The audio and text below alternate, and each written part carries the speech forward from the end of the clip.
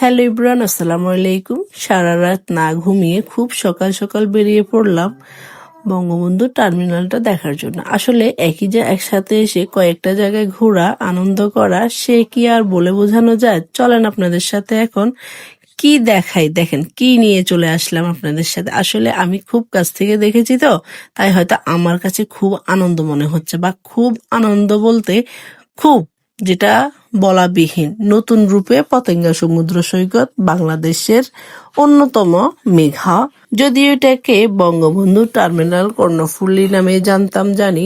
পানির নিচ দিয়ে এত সুন্দর রাস্তা, যদি না আসতাম হয়তো কখনোই বুঝতাম না। যদিও মোবাইলে একবার না হাজারবার দেখেছি, দেখে যেন তখনও তৃপ্তি মিটেনি, এত ভালো লেগেছে দেখে। আর রাস্তা দিয়ে যখন যাচ্ছিলাম মনে হচ্ছিল না যে এটা আমরা নদীর নিচ দিয়ে যাচ্ছিলাম। আমরা এখন যেহেতু শুধু এই টার্মিনাল দেখতে আসছি, তাই আমরা এই সাইড ও সাইড দুই সাইডে আমাদেরকে টাকা দিতে হচ্ছে, যেহেতু আমরা দোনো সাইড দিয়ে আসা যাওয়া দোনোটাই করতেছি একসাথে। যেহেতু আমরা অন্য কোথাও যাচ্ছি না, শুধু এটা দেখার জন্য আসছি, তাই ওই দিক দিয়ে এসে আবার এই দিক দিয়ে আমাদেরকে যেতে হচ্ছে। ঘটনা হচ্ছে যে আসলে আমরা একই জায়গায় সবকিছু শেষ করছি তো, তাই হয়তো আমাদের কাছে একটু অন্যরকম লাগছে। জানি না কার কাছে কেমন লাগছে, তবে আমার কাছে কিন্তু খুবই ভালো লাগে।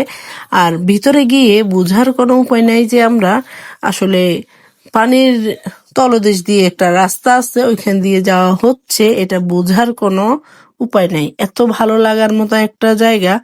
টাকা পয়সা দিয়ে কি হবে বলেন? টাকা পয়সা আসবে যাবে, সময় চলে যাবে, কিন্তু এই সময়গুলো আর আসবে না। যে সময়গুলো এখন চলে যাচ্ছে এগুলো আসবে না। অবশ্যই টাকা পয়সা থাকলে কি করবেন, একটু খরচা করেন, দেখেন আসলে কতটা সুন্দর, কতটা মানে কি বলবো, ভাষায় প্রকাশ করার মতো না, কতটা সুন্দর এইগুলা।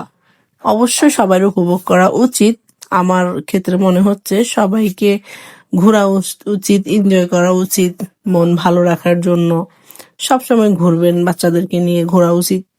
যে যাই বলুক, আমি আবার তো কথা গায়ে মাখি না, কারণ আমি আমার মতো করে সবসময় চলতে পছন্দ করি।